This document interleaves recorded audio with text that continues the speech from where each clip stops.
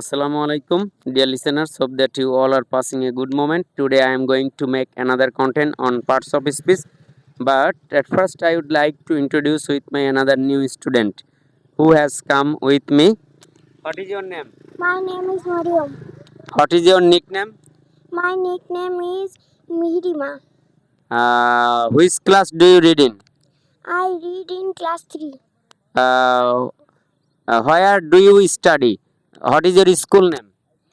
My school name is Pangsha Model Sarkari প্রাথমিক বিদ্যালয়।